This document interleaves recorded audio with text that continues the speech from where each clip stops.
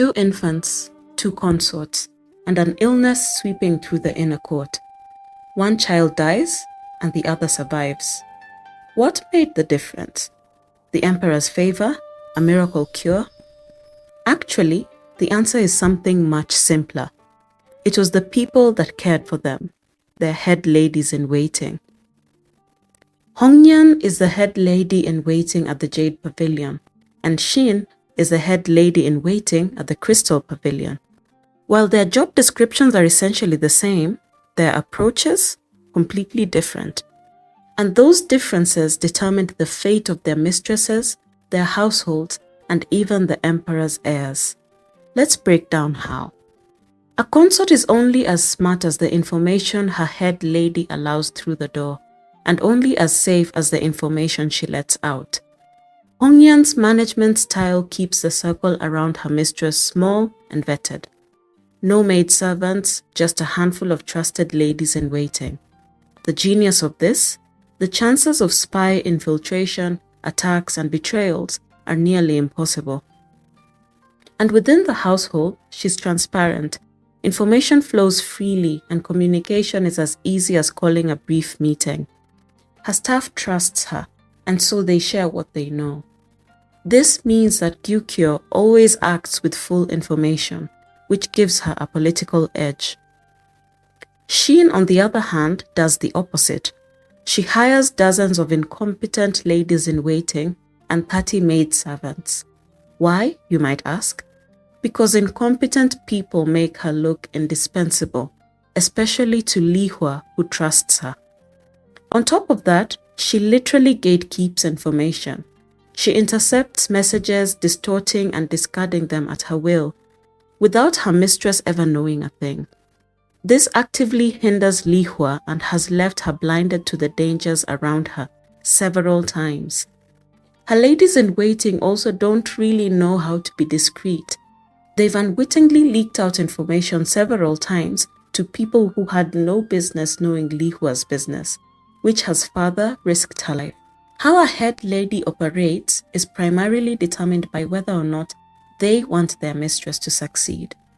Hongniang is a picture of professionalism. She is a hard worker who takes great pride in her work. Her whole life revolves around serving her mistress. In her mind, her mistress's success is tied to hers because it reflects the effort and work she has put in. So even if it means giving up on her own desires, such as her desire for a family, she will gladly put those aside for the sake of Gyukyo. Mao Mao literally comments at some point that Hongniang is competent to a fault. The way she handles everything from the finances, meals, and the staff are the reason why the Jade Pavilion runs so smoothly, and her mistress shines.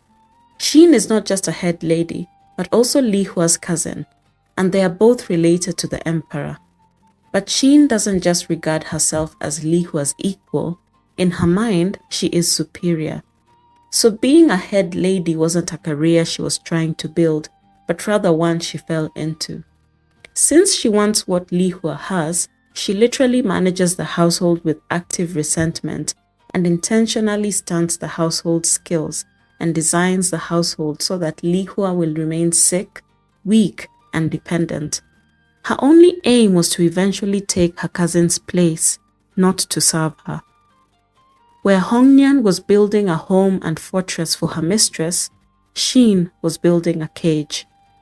The head lady sets the culture of the household, and the culture shapes everyone beneath her.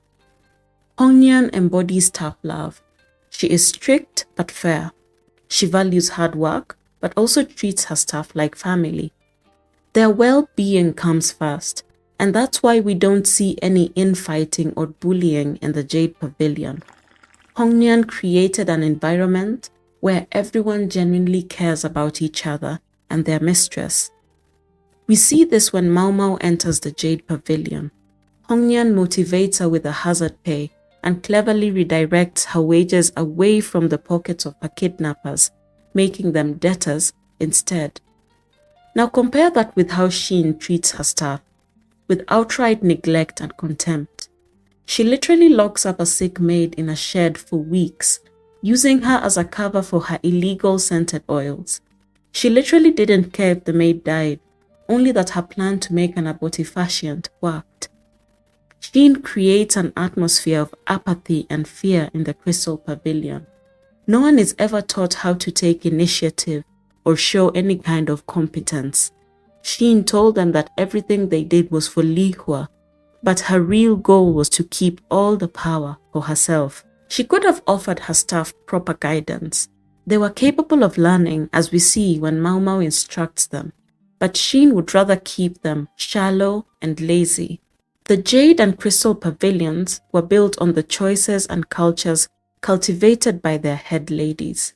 One moment of warning about the toxic face powder, when a piece of fabric tied to a flower is left on a windowsill, would expose the cultures that ruled each pavilion.